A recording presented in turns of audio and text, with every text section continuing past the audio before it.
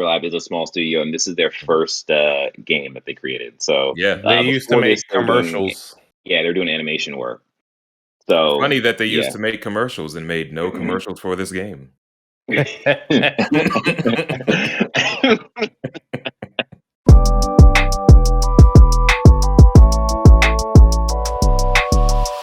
What's up, everyone? This is Press X to Review. Press X to Review is the audio and video podcast where we are reviewing Kenna, Bridge of Spirits. I am your host, DJ, aka Sexy Bad Choices, aka Did You Know? What? I have something new today. Jeff Keighley's father invented IMAX. Well, Yeah. Had no idea. I found out this weekend. Like, that's crazy. Gotta tell everyone else. Thanks for sharing. Yeah, Who are you? I'm your heavyweight champion from Wishniggawood, California, aka the janitor because we watch niggas, aka Slankston Hughes, aka Did You Know? Oh. That The Rock just rapped on the Tech 9 song, and it wasn't bad. I was amazed. The Rock? Yes, Dwayne The Rock Johnson. Well, I mean, he is a performer. He's an entertainer. He used to sing on WWE. I mean, what can he not do? I'm getting tired of this man accomplishing so much. Push a baby out. I am Sean MF Ross. What MF stand for? Spirit apprentice. Spirit guide apprentice. Yep, there's an M and an F somewhere in there. Nailed it. Black stuff. I'm Avery. Nailed it. I'll be honest, I woke up like 5 minutes before we started this review cast, so this is all me. He was putting in work. Right. Yeah, he was. Okay, with us being introduced, we can actually talk about Kenna Bridge of Spirits officially. We've been doing a little bit of these impressions on our normal cast, so check those out if you. We were doing impressions like Christopher Walken impressions. We were doing Michael Obama Jackson impressions. Michael Jordan impression. Fuck those kids. You beat me to it. All right. So that you know, dear listener and viewer, this will be spoiler filled. So yeah, all right, let's talk about the fidelity of this game and our general experience. Okay. So how did you guys feel about this Souls-like game? I enjoyed overall. Yeah. I think that I enjoyed it overall, but I think that it wasn't. I feel like it didn't have the workmanship to make the Souls thing as polished as it could have been. So we end up encountering certain things like the magnet, like other bullshit situations. But overall, it was still like probably one of the better Souls-like games out there, I'd say. Yeah. How about you, Avery? I like it. I was in love with it for most of the game up until the very end, and that's not because of any like general real flaws with the game. I just think that, especially early on when the game felt very Souls-like to me, at a certain point it stopped feeling Souls-like and just felt like, oh, this is just a solid old school game. Okay. Yeah, I am kind of in the middle of everyone. I enjoyed the Souls-like mechanics of the game. I thought it was fun and surprising because, didn't really expect that based off of how the game, initially looks. But yeah, I did kind of, it did feel kind of like what Avery's saying, like after my life bar hit almost half of my TV screen, I was like, okay, I'm just kind of playing this game now. I'd also say once you get the dash, it's no longer like Souls because that's not a thing. Yeah, you move much quicker. Yeah, and now it's it's not like gonna be a 1-for-1 Souls game. oh no, of Well, course. It's It just has like some- just because like with the whole Souls like thing, like before the dash, it was very much so like rhythm, I guess rhythm based, even though we were talking about some of the bullshit, but it was more rhythm or counter based. And then you get that dash and it's like, oh nah, we running from everything and then we're gonna run into you. Yeah, and I also should say that in terms of being Souls like, I think halfway through the game I switched it from the, I guess, normal difficulty to expert difficulty, and it presented more of a challenge, which I appreciated because I was looking for that at the time. The one caveat to difficulty is that when you go from expert, or when you go from normal spirit guide to expert spirit guide, you gain your rot energy back by attacking. It doesn't. I think it's automatically recharging before or something like that. I don't. It only does it No? on story. Okay. Well, it depends on the difficulty. Yeah, like there's the rot energy is tied to something in expert that is not in normal, and the enemies are more aggressive. I felt like with the enemies being more aggressive in expert mode, I was able to counter a lot more because I don't know. It just felt like I was able to, like, okay, well, they're going to hit me, so let me just put my shield up, and it's like, oh, I got a counter. Great, I can follow up.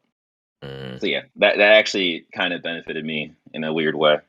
Okay, so do you guys feel like this game was a next gen game? Yeah, in some ways, I do. In some ways, yeah. I think in terms of I think in terms of overall presentation, like I feel like it's next gen in its open corridor design and some of its art direction, but it's definitely feels very last gen or definitely double A in some of the trappings of the game or some of like I said, the way that it lays out the fight mechanics. Okay. Sean, you said no, right? Only because this is on the PS4 as well. I don't know. Maybe the draw distance is better on the PS5 compared to 4. Yeah, but without knowing the exact differences, between the versions, I don't know what I would. How does this look on the PS4 as well? Yeah, that's actually a good question. Yeah, that's a good question. Would like to see what it would look like in comparison. Avery, somebody pull up the YouTube side by side. I agree with Marcus on the presentation of this game. Very much feels like a modern game, and I think I'm comparing this a lot to a lot of the other games I've played, and I think a combination of this game's art style and then its graphical presentation, it looks a lot better than a lot of games I played this year. So, like, on that point, it feels like a next gen game. I feel like it had. I can't. To Sean's earlier point, I can't tell if this is just a difference between I'm playing this on a PS5 and I'm playing this on a PS4. But the game runs really smooth. It's incredibly snappy. There's really no real load times, like maybe a second at most. No, like, that's true. Yeah. From like where we get to gameplay presentation, I agree that from a gameplay standard and design, it feels like an old gen game.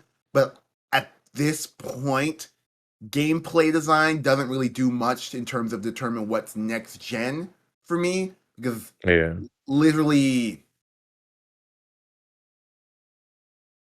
because that's just like I feel like a lot of the gameplay choices in Kenna are no longer just like limitations of the team, but deliberate design choices of how they wanted to play the game, and that either affects. And to that point, I don't see it. I don't necessarily see it feeling like a old gen game on that point. I'll say, at least for me, because I can't speak for anyone else, but for me, when I say something feels next gen, it's sort of like the devil's in the details, where like, you know, God of War, Ragnarok, or even Ratchet and Clank kind of have things about them polish wise, even in their gameplay, that feels like, I don't know, it doesn't feel as janky as this does at times. Yeah. And so that's what I mean with that. Like, it's definitely not like, oh, this doesn't run smooth at all. But like, in comparison to other examples, even Ghost Tsushima, which isn't a next gen game, or Last of Us 2, like there's certain detail elements that make those games feel like, oh yeah, this is pushing the pedigree. And I don't see them spending the time on those minute details. Right. For such a small team, they were just trying to deliver a competent game. Because it's double A. Yeah, I think we should say, this is around the beginning, so it's good. Ember Lab created this game. Ember Lab is a small studio, and this is their first game that they created. So they used to make commercials. They're doing animation work. So funny that they used to make commercials and made no commercials for this game. I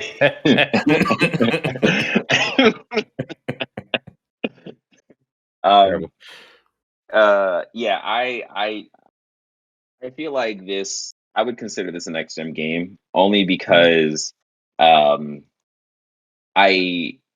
think in terms of what they are accomplishing in game is really pretty amazing. They do I guess in a way they do the rift of Ratchet and Clank a lot better than Ratchet and Clank. Because when you're teleporting to, so you know how Ratchet and Clank had you teleport to the rifts and stuff. When you get the dash. Yeah. Like, I feel like the only times where they could really hide the load is when you first go into one of the Toshi's rifts and it like cuts into that CG video or whatever. Yeah. But like other than that, like in game, like you move super snappy through those rifts. And there was a point where I was just kind of just moving, just going, just trying to get through the game. And I dashed through a rift and I almost fell off the stage because I was just kept going. I think it's Avery. a different implementation than Ratchet and Clank. I think the core difference between this and Ratchet and Clank is that Ratchet and Clank is loading multiple levels and multiple instances of a level at the same time. Well, kind of fundamentally, and this is what my point of contention with comparison is, that's just a part of the map that they blocked off with a door. Like, especially when you beat the area, those rifts sort of disappear, and it's just like, oh, here's the open area now. There's only like a couple of them that are just straight up teleportation, but I don't think there's enough of them to do the raw map of what Ratchet's doing. No, I definitely get that, but I get what you're saying in terms of because with Ratchet, when you move through a rift, there is that slight moment of slowdown as the game resets itself to your movement through the rift. Well, this kind of it's pretty much near instantaneous. If the rift, if the door dash involves actual teleportation to another area, which is like really rare, it's like you're right through. Yeah. I don't feel like I experienced any slowdown in Ratchet and Clank. I'd have to go back and look. It's because it's not really much of a slowdown. It's not like the game is chugging to load. It's like there's an animation time of you grabbing it, the game slowing down as you grab it, and then you pulling you through, and then you coming out the other side. Oh, you're talking about those. I'm thinking about the pocket dimensions. Oh, no. Where you can kind of like have 1 foot in, 1 foot out. I will say that, once again, I want to, because I think we already did, but give props to the load times or lack thereof, rather.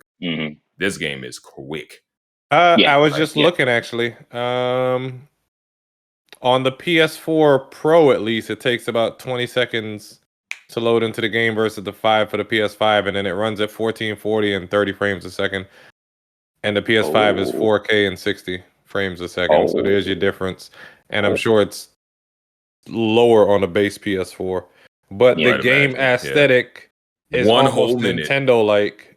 The game aesthetic is Nintendo-like, so like it can look crisp if Mario and whatever can look crisp on a Switch. I would say it's more like Pixar or them rod are straight up Pikmin. Like, what I'm saying is the aesthetic though lends itself to crisper details. They're not going for photorealistic people. Well, yeah. Other than the foliage, maybe looking like anybody else think?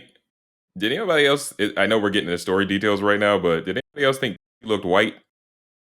Kenna? Yeah, Toshi. No, Toshi. Oh yeah. He looked when like they revealed Toshi, I'm like, is that Jon Snow? All right. Okay, so how do y'all feel? Do you think Kenna and the Rot could be a future mascot for PlayStation? Mascot? The Rot, yes. The Rot, yes. Kenna, we'll see. Because the Rot about to be in Sackboy, I know it. Would that not be blackface for Sackboy? Is Sackboy gonna be canceled? I mean, find out more at 5:00. The Rot already come with their own accessories, little cowboy hats. You mean Mr. Popo's children? Stop them all. Stop them all. Oh goodness. Anyway. Yeah. Oh, okay. Yeah. I mean, I definitely could see Kenna and the Rot having a future as when PlayStation does that splash screen of all their like hit games, they have little Kenna and the Rot with buy them first or enter into a grass hair. agreement. Yeah. On Women's History Month, on Women's History Month, they're going to do a splash page with Kenna, Aloy, Ellie. That is it. No, I don't think Kenna is a PlayStation Studios game, so I don't think they're going to prop it up unless they buy Ember Labs.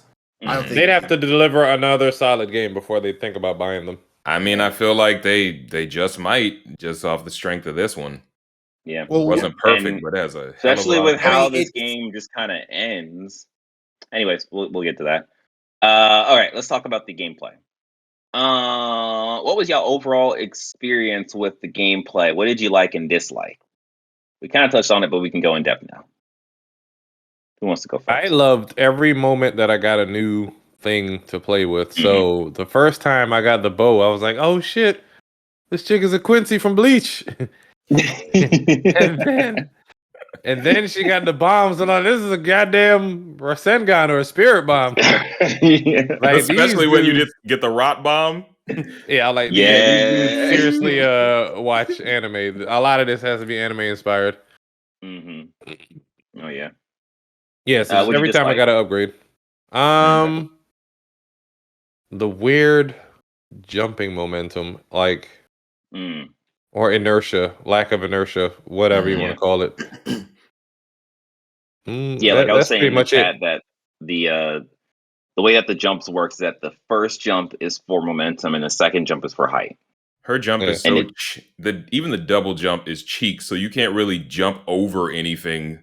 Like you can jump like platforming wise, but in a fight, maybe you can jump over like let's say something hits the ground and it sends out like a shockwave, you can jump over that. But like if somebody's running at you, like you better dodge roll or dash once you get it out the way or counter it because you can't jump over it. I tried jumping over multiple enemies and I got hit and I was like, this doesn't make any sense. I was pretty effective at getting over stuff by jumping. I would default to double jump to the slow down with the bow, and I was able to get around a lot of things. Yeah, go ahead. I was just like kind of how several of the bosses and then obviously become mid bosses have like little weak points on them, and at times I would try to hit their back, the ones on their back. And I would try to jump over them to do it. And for whatever reason, like, I don't know, maybe the game just hated me. But there would be certain things where I'm just like, this shouldn't be this hard.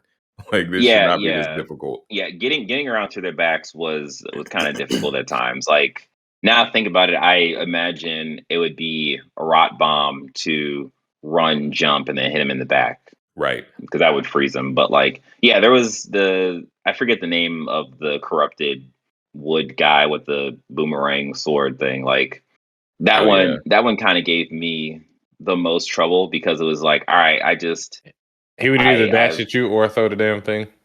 Yeah, it was not even that. It was just like, all right, you're just a tank, and there's no effective way of, taking you out quicker other than just dealing with you or figuring out how to get to your back. So right, yeah. Avery.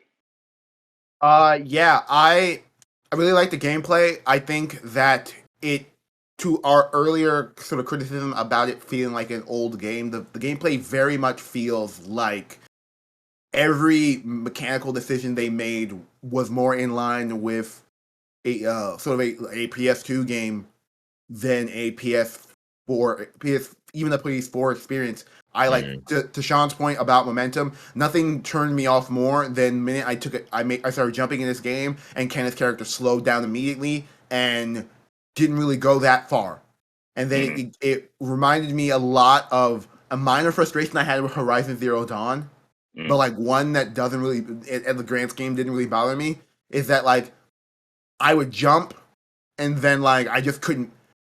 It like the platforming in this game is very much meant on if your Kenna cannot get high enough to land comfortably on an object, she can't jump there. And it took me a long time to just figure out that aspect of this platforming, and that kind of bothers me in the early stages. I think the combat is really great. I think like the combat is probably one of this game's best features. I think it's completely unbalanced, and there at a certain point it stops becoming interesting, especially after you get the dash mechanic. But because like the minute I got the bow, melee attacks stopped being a thing I wanted to do anymore. Like I would do it every once in a while when presented the opportunity, but like a lot of combat, you just kept them at bay. Kept them at bay and just pot shot them from a distance, and like the enemies didn't attack in a aggressiveness to make not allow me to. Most enemies to like just recharge my arrows and things like that. I think all the rot special moves are really amazing. I think in terms of just like high powered like options, I think that I like that this game isn't too much of an RPG, but I'm so used to it being an RPG that the fact that ultimately like Kenna doesn't get stronger. She gets more combat options and more health. She doesn't get stronger. Kind of annoyed me, but that wasn't much of an issue as I got to the late game. And I just got used. And then I got to the dash and I realized, oh, I don't need to get stronger. I can one-shot most enemies with the fucking dash. I think the exploration is really great. Yeah. I think the minute you enter the world map and you see, they're like, hey, you have to go to Rusu Mountain. And like they show you Rusu Mountain on the top, and it's like it's very clearly a rendered in the world object, and I'm like, oh, I'm eventually going to go there. And you climb that mountain, you do that entire trek, and you get up there. I'm like, that is incredibly impressive, and it's like it's one of those things that this game, up until it's like 75% mark, just constantly impressed me with every decision. I'd walk into a cave and the door would close behind me, and it'd just be pitch black dark, and like and not like dark as in like, oh, there's just no lighting, but dark is like, oh, I'm in a dark area, and the light in this area is reflecting the actual environment itself. Yeah, and then if you hit the shield, you can see like certain bioluminescent things. Like, yeah, it's really cool. I think the game has some really great puzzle solving. Like in terms of like games I played this year, especially, I made a lot of one of my early jokes about Kenna. And I'll end it with this, was that like I can't believe that there were in a year where we had 3 high profile action platformers, 2 of them decided to be PS2 games. One of them I found that was a detractor and like something that not enough people talked about in terms of the quality of one game. But for Kenna, like it's that old weird Chris Rock joke that the sky's the limit's the sky. Where like whereas like when I played Psychonauts, all its PS2 trappings bothered me because like it clearly could have done better. But when I played Kenna, I was like, brand new studio, brand new game, a little bit of jank involved in that, but pretty much most of their design decisions sang for me. Yeah. For me, I warmed up to the game as it went along, because as you gain more things, it felt less restrictive. So I was like, okay, though there was still some choices they made design-wise that just didn't make a whole lot of sense to me, just because example, Avery just brought up kind of how, like, in Horizon, kind of you kind of slow down a little bit with Aloy's jump. Or maybe not slows down, it's but not slow. You have no. Her jump cannot. It's the same mechanic in that this is a post Breath of the Wild world where you're supposed to be able to climb over everything. And I don't necessarily. I don't really give a shit about that. But ultimately, there's not a lot of platforming in Horizon, but there are certain aspects of the game that require a little bit of platforming, and like there's her jump cannot clear certain objects. It just can't. Yeah. And that's a design choice. For Aloy, because this is the way sometimes that I like make sense of things in my mind. Aloy not being able to clear something, because to me, she's just a human. As far as we know, she's just human. For Kenna, when I see her doing when I see her doing power-based shit, and then later on when you have a dash, I'm just like, so why can't you do certain things? Like, why are you restricted in this way? You know, why when you get the dash, you can't do a jump and dash? You know, like, it's little things where I'm just like, I don't understand why you decided not to do this. And so I would argue that she does have powers, but her powers are not physical based. At no point, outside of her protective shield, at no point does she demonstrate physicality that is not indicative of a 13, 14-year-old girl. Right. But even then, like, she can double jump. Like, she can literally catch herself midair and push herself farther into the air, which is not something a normal person can do. So at have that you tried point, it though, Marcus? Have you tried to double jump? Yes, I have, and we all have. I injured myself. So, like, at that point, broken both ankles. At that point, it's like all logic goes out the window to me, and I'm just like, well, okay, just start throwing in shit then. Like, let's like. I've been spoiled by Devil May Cry. I said this before on an earlier episode. So it's just like, okay, Devil May Cry, you can double jump and then dash in the air, because that makes total sense in that circumstance. And I'm like, yeah, so do it here. Oh, you didn't? Why? Not a good reason, or you don't have a good explanation? Okay, sure, whatever. But yeah, well, no, I don't. With specifically in the dashing in Devil May Cry, that's an ability you dashing in midair in Devil May Cry. That's an ability you get in midair. I mean, that's an ability you get, and not something Dante physically can do. And then there is a design choice they make is that when he dashes in midair, they display a glyph in which he's not just dashing in midair because he can just do that. He's bouncing himself on a glyph as a solid object and bouncing off of it to initiate the dash in midair. So there is there's some rhyme and reason to it, but it's something you gain once you get the dash ability, and then you implement it. You can implement it into your jump. I don't understand why you couldn't do that here. And in Kenna, the dash is based entirely on your shield, something you cannot do in midair. So the logic of her then being able to dash in midair when she can't shield in midair, it sounded broken there. Yeah. I think it's one of those things where in the sequel there could be like ability where she jumps off the rod or something. Yeah, I understand the rhyme and reason. It's just, for me, I still don't feel like that's a good enough reason. But that's not. It's just a design choice, right? And it's one that I just didn't like. But right. Elsewhere with gameplay, like I think that the traversal is solid. The map system, not the best, but it does what it's supposed to. I think that, like, I do like the fact that the game doesn't necessarily hold your hand in terms of like exploration. So you kind of just get to tinker with shit a little bit. And, like you go into an area and you're just like, okay, I'm not sure what's happening here. Let me let my shield off and see if something triggers. And that's something that possibly can happen at any point in time. And even though like the rewards for exploring aren't really that impressive, like you're either getting money for hats or you're getting other rot, but exactly it's 10 still of my rods have crowns on them. Thank you very much.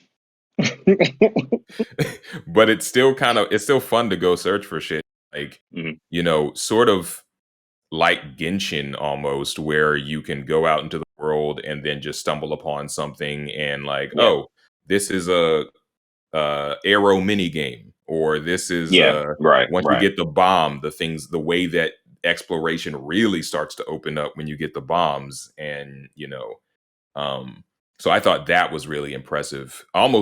That almost impressed me more than the fight mechanics, because the fight mechanics frustrated me for a while.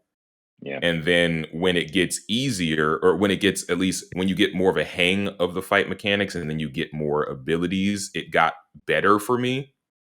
But they still did little things here and there that just felt not disingenuous, but it felt like how there's that like joke like in so many comedy skits where like they're talking about boyfriends playing like 2K or they're playing Madden and like the game be cheating. That's how it felt sometimes with some of the fights in this game, where I'm just like, no, this game cheating, bro. This is some bullshit. Yeah, I get that. I get that. Like, I think in one of our casts we were talking about, or one of our normal or regular podcasts, we were talking about like the Taro fight with the leap, the grab at the end of that fight. Yeah, but yeah, in terms of what I liked, I really enjoyed the gameplay. I enjoyed the combat. I enjoyed the traversal for a lot of the reasons that has been mentioned already. I think, like Avery, once I had the bow, it was very much so like, oh, this allows me to do a lot more in this game now. Why would I fight like a commoner? Swinging fists, right? And it was really and truly. I used the bow a lot to just kind of strategize like my next moves, because I would jump in the air, I would slow down time. I was like, all right, I got these little guys coming after me that are going to explode. I got the snipers in the back, so I need to take out the snipers before these guys get to me, and I'll just do stuff like that. And it made the game way more enjoyable, to the point where I think at that point I was like, all right, I'm these combat scenarios are no longer challenging, and I think that's when I decided to up the difficulty to get a bit more challenge. Yeah, I think in terms of, I also liked the boss fights, although they were frustrating. I don't think there was always okay, I see what I did wrong there, and I can adapt to that, and I can figure this out, except for the last fight, but we'll talk about that. Overall, I was pretty positive on this game. I think what I didn't like was, I think out of all of the abilities, I like the bomb. I just think that it remained underpowered, and I felt like there should have been some kind of power increase with the bomb. I think the freezing skill to it is cool, but because it's tied to the rot action, it's kind of like, do I really need to use that right now? And I think the only time where I was just like, all right, let me use this, was fighting the witch that could drain your health. Like, that was the main time. That. Yeah, that was the main time where I used it. But really and truly, you fight her like once, right? No, you fight her like twice. Maybe there's a couple of them. In 2 or 3 times. Yeah, because they're in the. You fight 2 of them at the same time. Oh no, that was normal. No, you fight Whatever. one, and then you go later in that area, and you do fight two. Oh, I you didn't do fight. even Okay, know it's two then. I didn't even know that was an ability she had until y'all brought. Like, Okay. like I was like, excuse me, she can do what? Yeah, I think I mentioned that last cast, right? Yeah, and like, Yeah. I was just getting her the fuck out of there before she could does. even. Yeah. Right. Yeah. Yeah. Like So, I knew mean, she could heal, but I didn't know she could take my health. Right. Oh, you know what? There's two. I've seen more because I've done all the or most of the spirit mail shits. There are other challenges. Okay. Yeah. Okay. Yeah.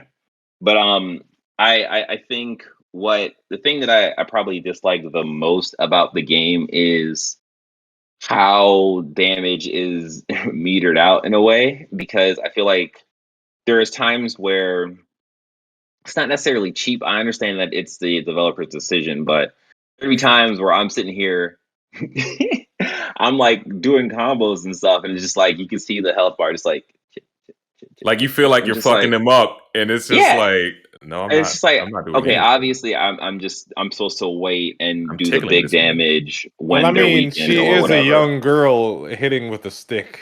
I don't So- What I want to mean, hear it it. was charged with the power of the earth. Remember Goku with his spirit bomb? You see how destructive that was? Every hit, she should be Yeah, You lost me. every. yeah. She's not Goku. She's not your beloved god. Hey, they both got black hair. Okay, But could be Videl. We don't know.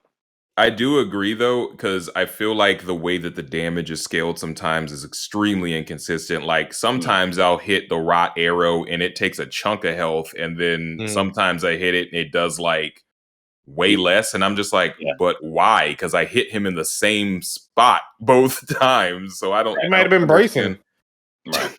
Well, yeah, that is an issue. That is a minor issue I have sometimes with combat. Is that like there's sometimes an inaccuracy in shots. Like that was one of my big frustrations with the Taro fight. Is that I would slow down time and then target the lantern under his neck, and then I fire the arrow and like it would just not hit. Yep. And I'd just be like, well, fuck, I didn't interrupt this attack. I'm gonna get charged. Well, shit, I'm dead. Yeah. Like my. Okay. But on that tip, like to one of DJ's earlier parts, I love the boss fights. I love that. Like the first couple, I was like, oh, there's just like variation of the same fucking thing. But after like you get to the first Taro fight, pretty much every boss is like a different mechanical challenge that have its own weaknesses and strengths and gimmicks that like actually really make the fight fun. Like it's like I none of them were for the most part. I beat all of the like sort of like Toshi spirits in like 2 to 3 tries. Oh hell each no! try it was like, oh, this is a real like I understand the gimmick of this fight, and it's just me improving on perfection. If that makes sense. Yeah. Okay, we can talk about the bosses. I pretty much had a pretty good time with the bosses, except for 2. The first one was the Toshi, the archer. Oh, that I had issues with that fight because there was times where it was very apparent that like, okay, they kind of just was trying to wrap up this game at the end, and they were allowing things that should have not been allowed. For example, when she jumps on the ground, when she lands on the ground, she has like a half a second or so where she pauses and then she dashes towards you. Yeah. That dash goes through trees. Yes. And it's like, that doesn't make any sense, because it should destroy the tree, and like the tree I don't should think I had that happen to me. No, I've had that happen a few times. Trees. Yeah, and it's just like, that's kind of dumb, because there's no lock-on system. I understand There that is. or whatever. There is. But like, what? There is a lock-on system. You have to click down on the right stick. Really? There goes DJ not knowing how to play games again. Well, I mean, I played the whole game not using it, so there's that. Yeah, but, I didn't even know that. It was one of those things. I was in the middle of a boss fight, and I'm like, what would be the most intuitive, based on this game's style, what would be the most intuitive way to lock on? Like, oh, I aim with the right stick, so I click down the right stick, and it instantly locked onto a target. I'm like, okay. Interesting. So when it locked on, is there like a reticle and stuff on the screen? Yes. Oh, cool. Well, that probably would help that fight. But yeah, like she would get behind a tree, and it's like, oh, I think she's behind that tree, and I'm like kind of running to like get around the tree, and she would just teleport through. She would cut through the tree and hit me. I'm just like, well, I and mean, then they are especially spirits, DJ. That was going to be my yeah, argument. okay. But like it's in a one of world those where things Marcus is like, where she's got superpowers, should be able to do anything. I'm like, they are spirits. They literally can do anything. but yeah, it's one of those things where it's just like that shouldn't have happened. That shouldn't have happened because that's the only time where something like that has happened. And if you are dealing with spirits and these bosses are supposed to be spirits, then that should be something consistent throughout the entire game. But it's that's not. her power. I mean, she can phase through stuff. Yeah, all spirits do different stuff. She's Kitty Pryde. Well, she wasn't phasing through stuff. Like when she would be flying through the trees, she would fly around the trees. She didn't fly through the trees. Hey, look, it's her one body, ability. her choice. She also teleports. all I'm saying is once I figured that out, I beat her ass. What was your other? Now DJ's a woman yeah. beater. Okay, okay. Hey! She's a spirit. She's a spirit, and she attacked me first. You also called her she on multiple occasions. Respect their pronouns. No. I was saying. You said never mind. Go ahead. What was the other? Yeah, the other one was the last one. Was the final boss. Let's calm down. Let's not pull any Chappelle jokes. Let's move forward with this, okay? Yeah. So the last boss was my last issue was the rot god or whatever the dragon. That whole fight was just annoying because it was one of those things where all right, we gotta end this game with a bang. How can we do that? And we're gonna make Toshi take all of your rot and be like, oh, this is how you're supposed to use the rot, and the rot becomes a rot corrupted god thing. You have to fight this giant monster hunter. It's not like it came out of nowhere. No, it didn't come out of nowhere, but it was one of those things where just like, all right, now I gotta deal with this thing. And the way, it was one of those things where it's like, okay, I guess this is how you have to end the game to make it like more spectacular.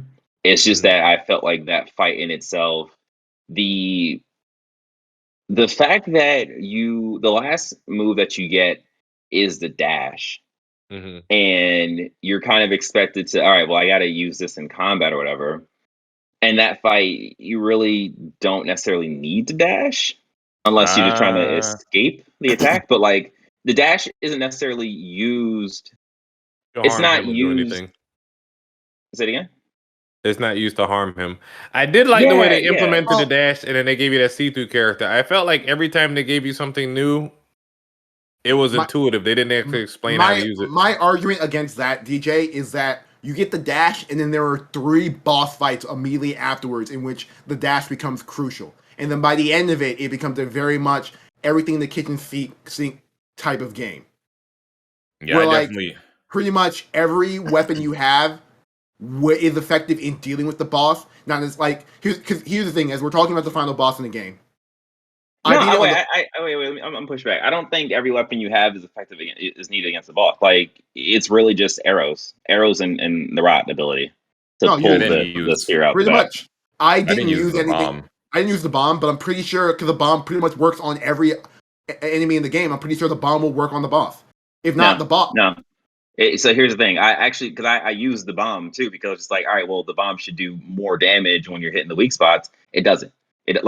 No, I'm not talking about the bomb doing damage. Like I'm not talking about doing damage because like one of my big frustrations with that final boss is that the final boss is the first phase of the health bar, and I did like 25 damage to that health bar, and then it kicked off the second stage, and then after that there's no health bar, and it becomes just like a Zelda fight, and I ran it like that way, and I'm like, oh, that's fine. And by that, once I went into that phase, I stopped thinking about what skills do damage, and I just need to maintain consistent damage and target the weak spots going forward. Yeah, no, what I'm saying is that the weak spots is what I'm talking about doing damage. Like throwing a bomb at the weak spot and hitting the bomb on the weak spot. Like that doesn't do extra damage to the weak spot. Well, the bomb doesn't do extra damage than the basic arrow anyway, so I think that's just it does. Yeah, it does. If you upgrade the bomb, it does more damage when you hit it with an arrow before it explodes.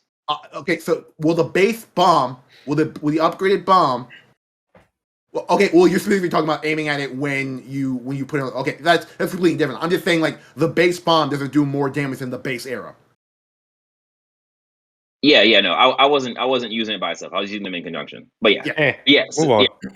I will say, like, I think that battle on the face of it was an interesting fight, but I think the execution was kind of meh.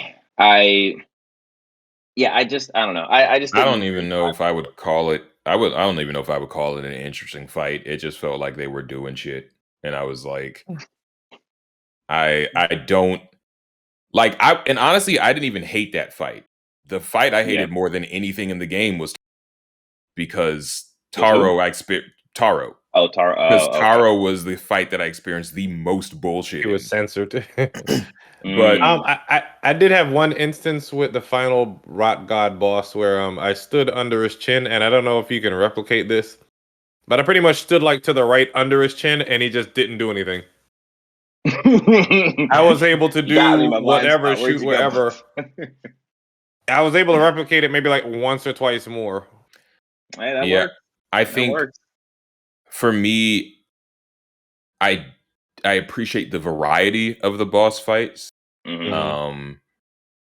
And because weirdly, because of the variety, some are way easier than the others. Like Toshi to me was easier than Taro. Yes. Because Toshi I could just square up with. Like I would right out the gate run up to that man and like I would this is why I have an issue with the dash and why it's fundamentally broken. Is that I would fundamentally just double dash up to him, interrupt his move, and then just wail on him, wait till he doesn't attack, dodge out of the way, get my you mean dash into him, right?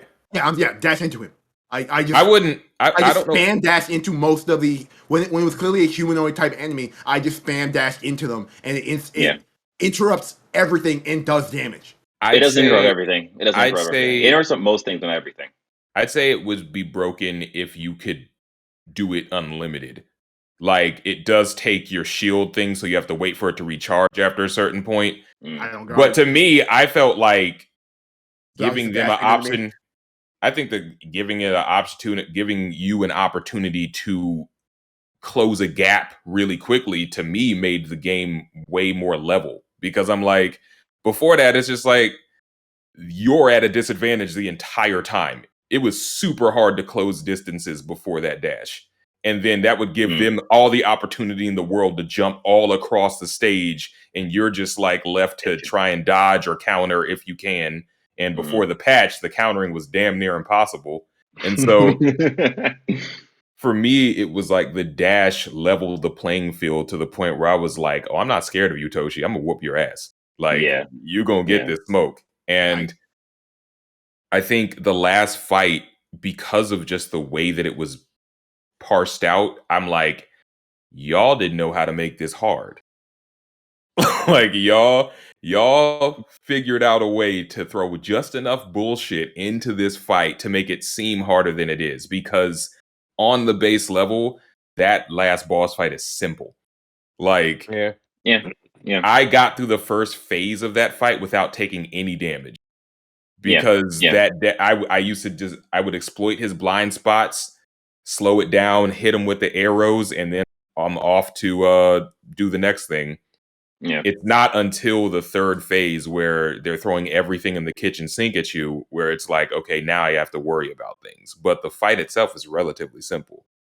And I'll say that, like, even the third phase is very simple once you figure out like what you're supposed to do. You know what fucked me up with the third phase? How constantly there's little rocks falling and then sound waves hitting at a regular point. That's what fucked me up. Yeah, I mean, even that was like, all right, well, I'll just stay in the air as much as I can. And I'll even say there was one time where I hit the ground and there was a shockwave definitely under me. Didn't count for damage. Like, all right, well, I'm just gonna keep going. Like I'm not gonna question. Yeah, but yeah, for me, I feel like I was kind of saying in the beginning too. Like I feel like the the game taught you a certain language for how to play the game and how to spot things that are interactable in the game. And in that last fight, well, actually, throughout the game, you're taught that red is something that is infected that needs to be cleansed. Blue is a thing that is interactable and will trigger a cleansing action or whatever. Whereas in this boss fight, you have this corrupted god. Once he gets to the third phase, they have golden spears in their back, and you're just like, when I first saw it, I was like, oh wow, that's kind of crazy. I was also too far to see the actual rot icon trigger, so I was just like, all right, I guess that's the thing. And I just spent my time, like, I got to him with a good amount of health, and I just spent my time trying to hit him, trying to do damage, and nothing was working. I was like, all right, this doesn't seem right. So I think I got to a point where I was like, all right, I'm just gonna restart this because I think I may have done something wrong or I missed something. And eventually I went through a couple times before I saw the spear and I happened to be close enough to it to actually see the rot action trigger thing. And I was just like, oh my God. Okay. Hey, and it's what he want me to do. Yeah, exactly. And it's one of the things where once you figure it out, it's just jumping. And for me, it was jumping, holding the bow, so I slow down time, like look at this thing and press square and did the whole rap thing. It's just like, this is kind of dumb. It's kind of dumb. Like the Toshi fight for me felt like, all right, this feels like a good way to end it because he, when you first see him in the beginning of the game, he bodies the hell out of you. And you're just like, oh my God, how am I supposed to beat this guy? And then the second time you see him, he sends you to the right. Sends you to Tampa, Florida. You're just like, where am I? Like I felt like that was some Kingdom Hearts shit when he sent you down to the realm. I don't necessarily agree with the ending of the game with the Toshi fight. While as flawed as the Rock God fight is, I think the Toshi fight is way more underwhelming. Well, also I was playing on expert, so like it was it was like, I mean, with all due respect, difficulty in games for me, and I think for the vast majority of people, I think should come down to what is going to be the way most people are going to play it, not the way it should be. No. So I totally agree. I totally agree with what you're saying. Like normal is like what a lot of people are going to play. I'm just saying that like when I was playing on expert, it felt like a challenge. Like once I beat him, I was like, all right, bet this guy is done.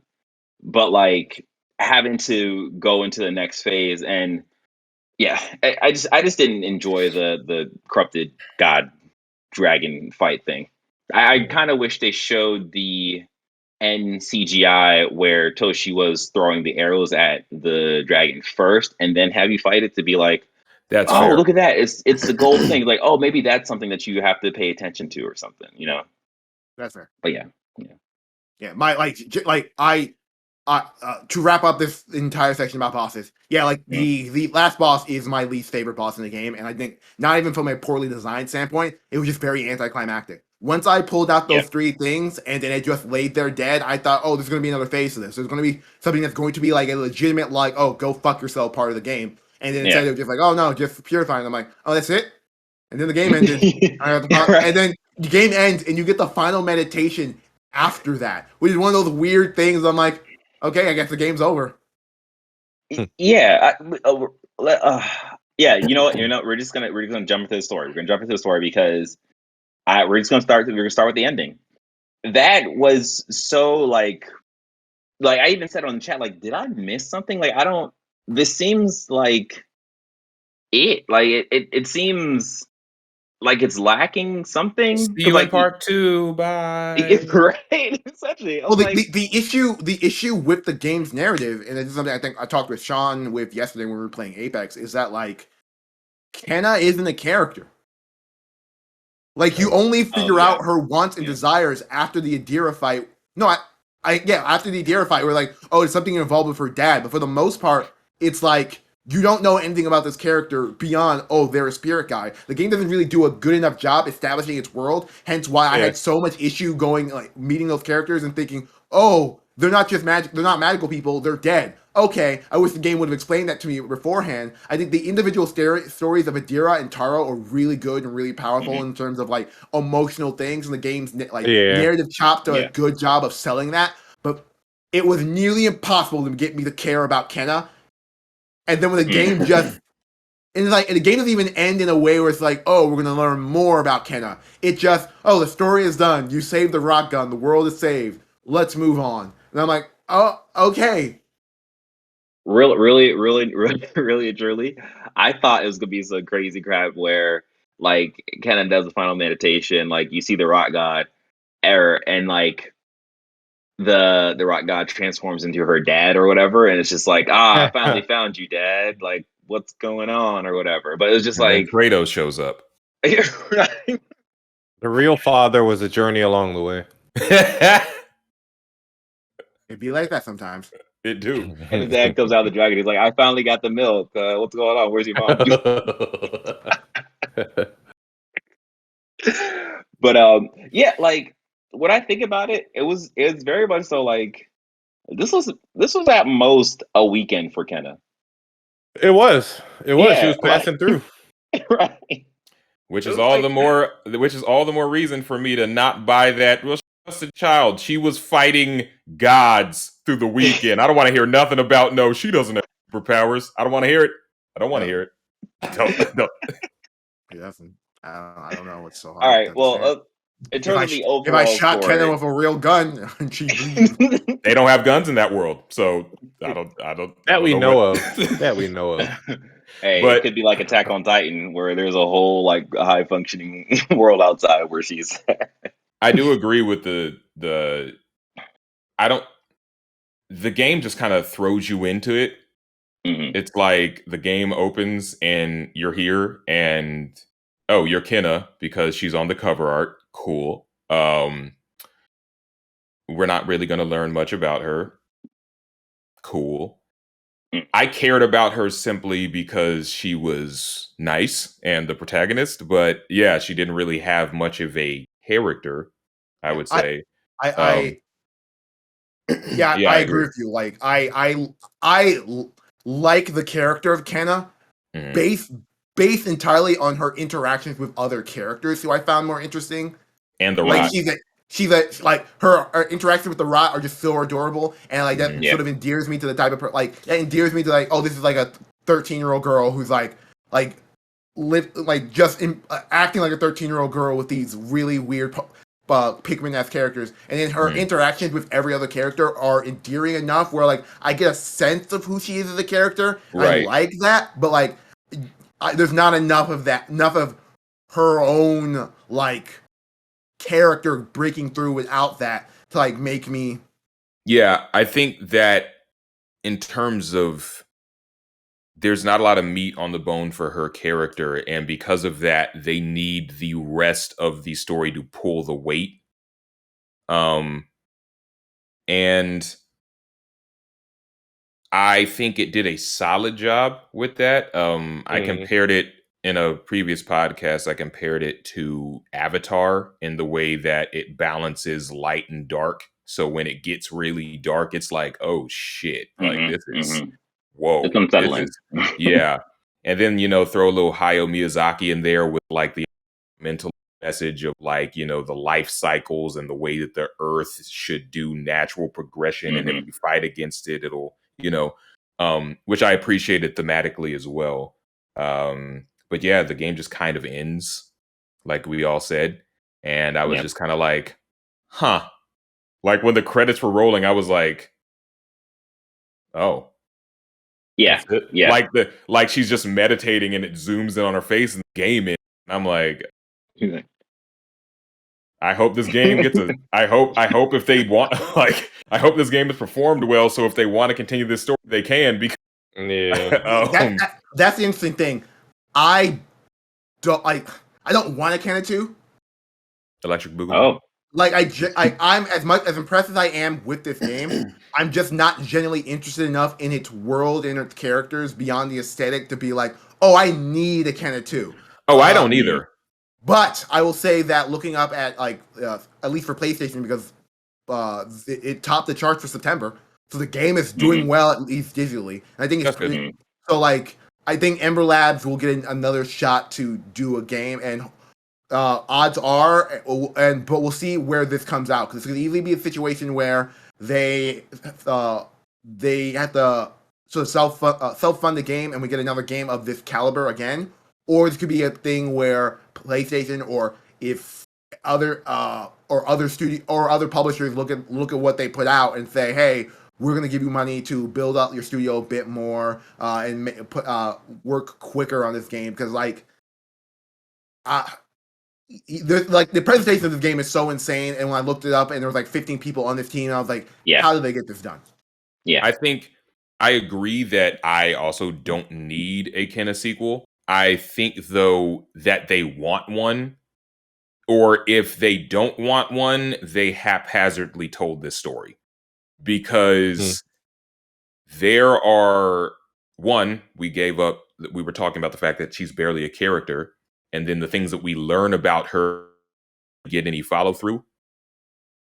And I thought, like, when you get to the end and you go to that meditation spot, I think it says something like lay something to rest, or like guide some spirit through.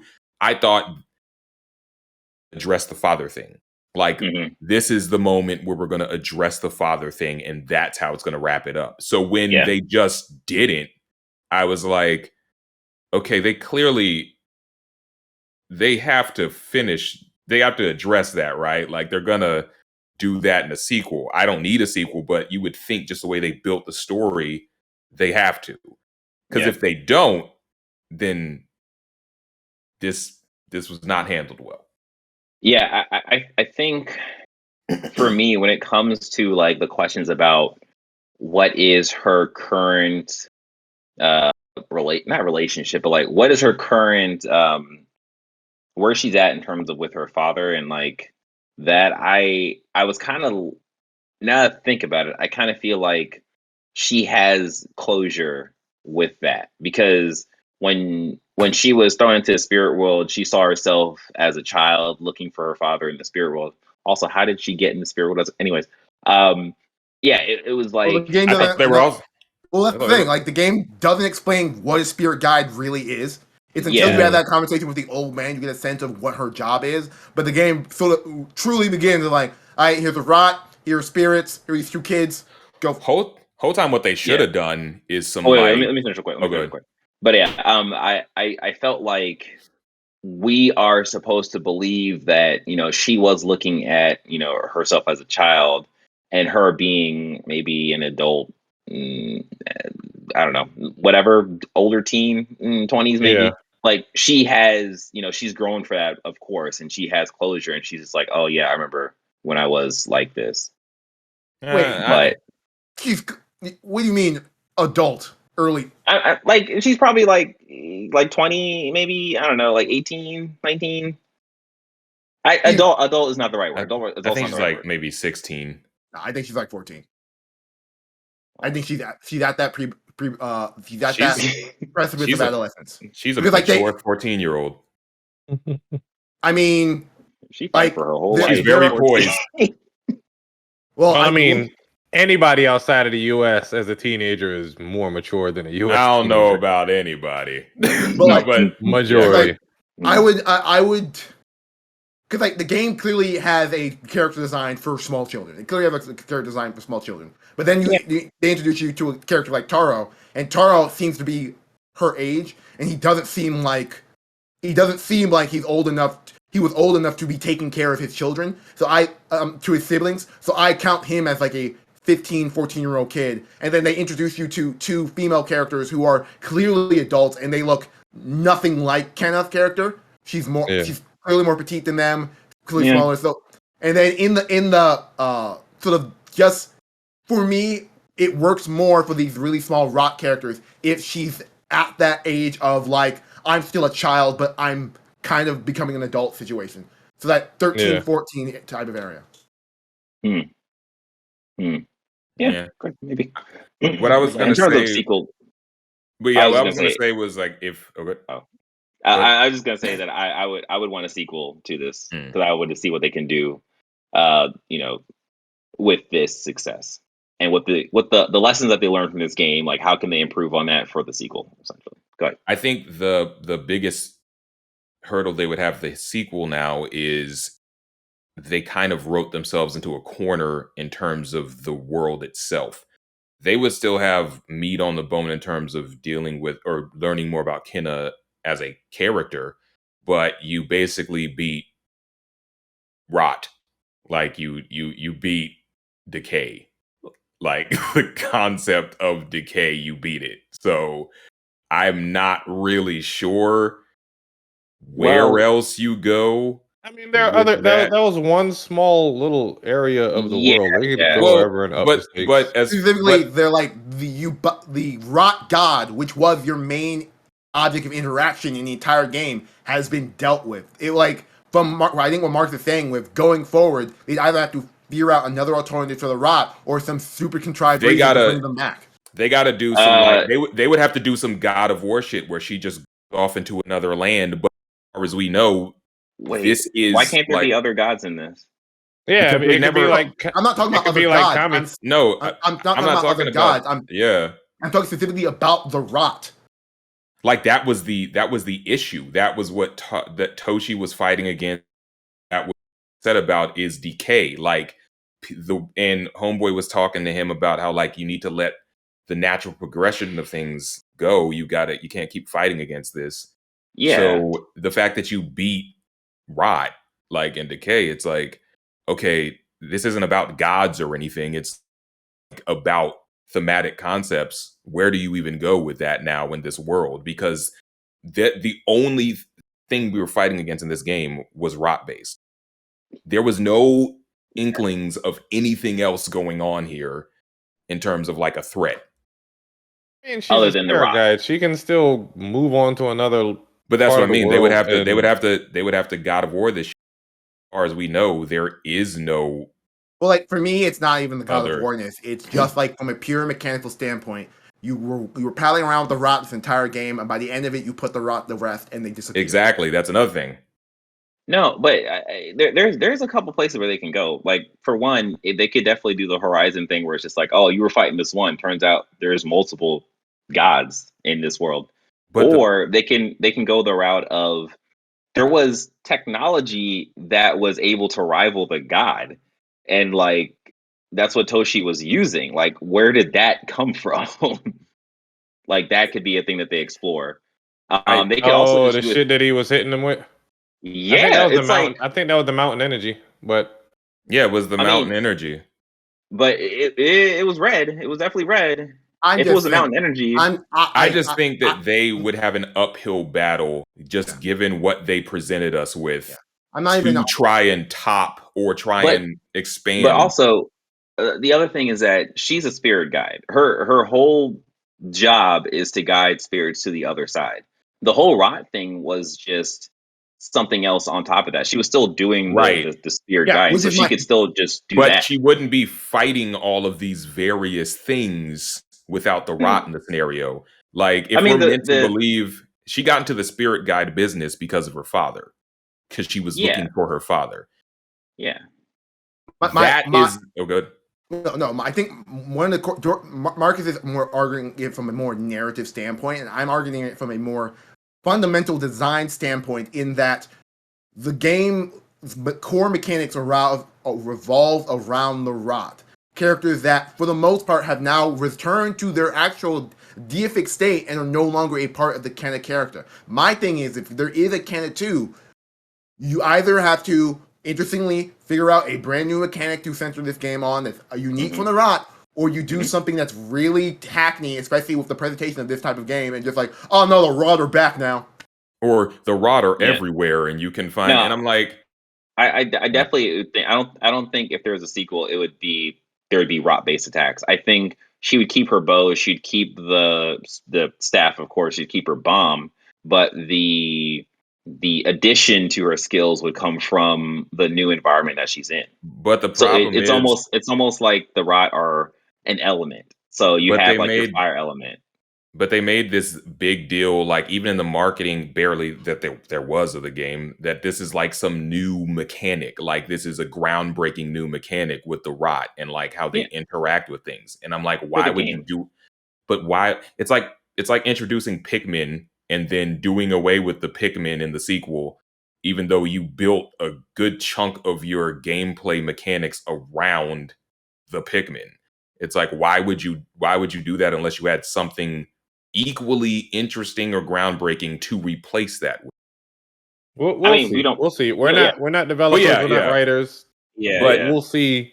Maybe. The last thing I want to say is, for me, the most, like, if they didn't want to continue the story, and we just asked how did she get into the spirit realm, I was hoping they were going to lead to the fact that she's also been dead this entire time, and like I thought they were going to Sixth Sense this as well. Yeah, exactly. Like that's I was hoping, like, okay, this is where this is going, and the last thing she needed to do was come to terms with her reality and guide herself, like let herself let it all go.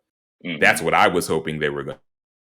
Yeah, but also, my final thoughts on this game, and we should wrap this up, is that we've been on a downward trend and talking about this game for the last 20-30 minutes. I really like this game. It's one of my top 5 games this year. Yeah, me too. Like there was a period of time where verging on this being probably like my number 2. It's not anymore, but it's definitely still in my top 5. Like, okay. And I appreciate this game. I appreciate what this game offers as a potential for this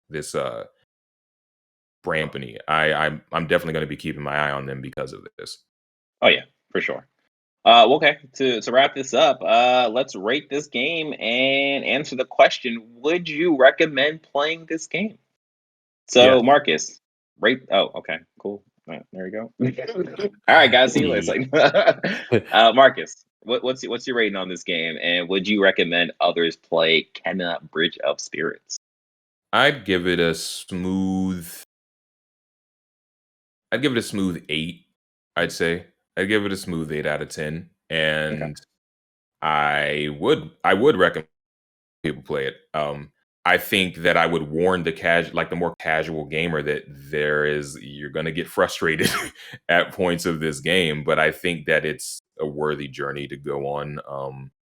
And the aesthetic of it allows it to not have like a high barrier of entry. It's not some like high concept shit that most people might not be able to understand. It's like, I think most people can get into this just based off of what they're presenting alone. And also the game was like, what? The game was $40? Yeah.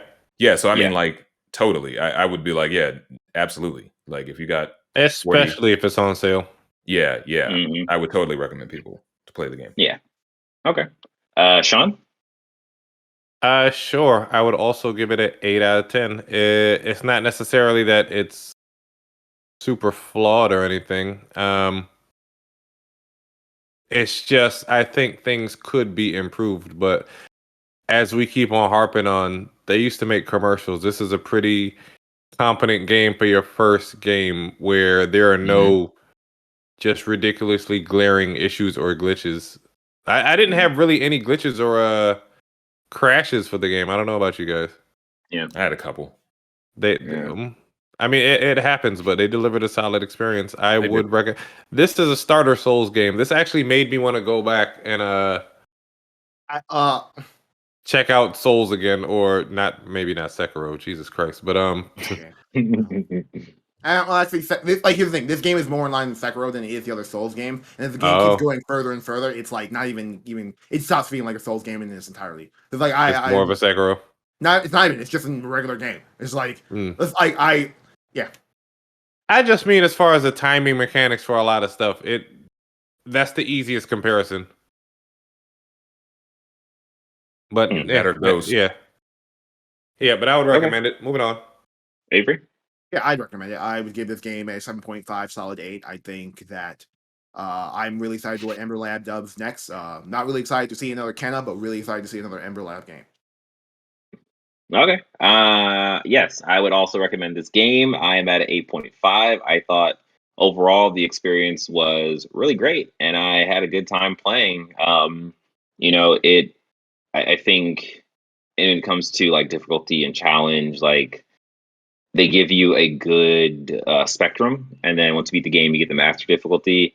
You know, as little as we got of Kenna, I enjoyed my time with her. I thought she was pretty cool. I'd like to see more of her and her character. Um, in terms of Ember Labs, I definitely think they have potential of, you know, being one of the really like, you know, well-known studios for the fact that like this was their first shot and they did such a good job at that. And, you know, as Sean was saying, I also had very little issues. I don't think I crashed at all. I think the only like glitch that I had was when the corrupted god was charging me. I ended up going through it, and I was kind of just in the dragon for a little bit. But other than that, like I didn't have any real main issues with the game. And I just, you know, overall had a pretty good time. And it's $40. That's also a big point, especially now with games being $70. Yeah, overall, had a good time. I would recommend. I did have one minor glitch, and it's something that's happened.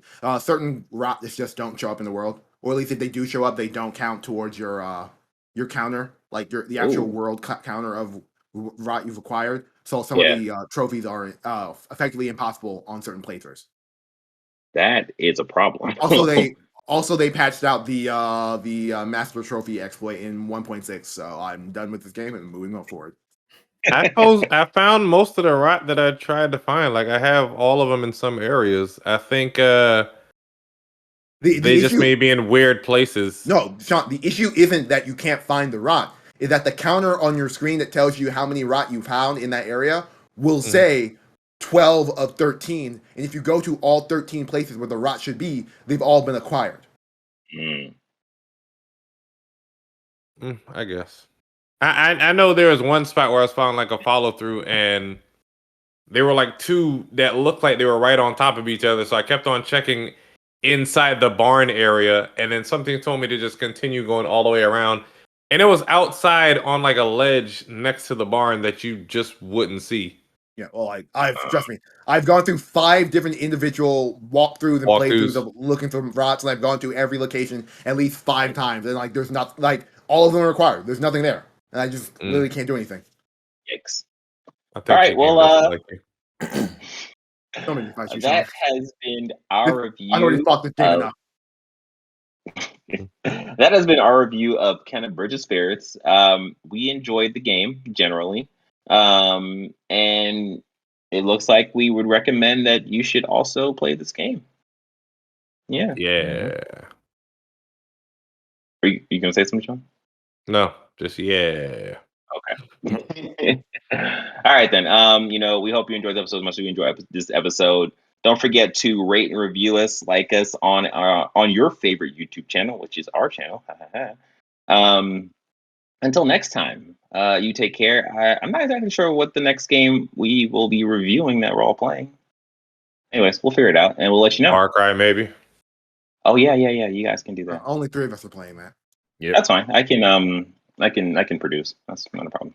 He can watch the video again. I just might. Peace.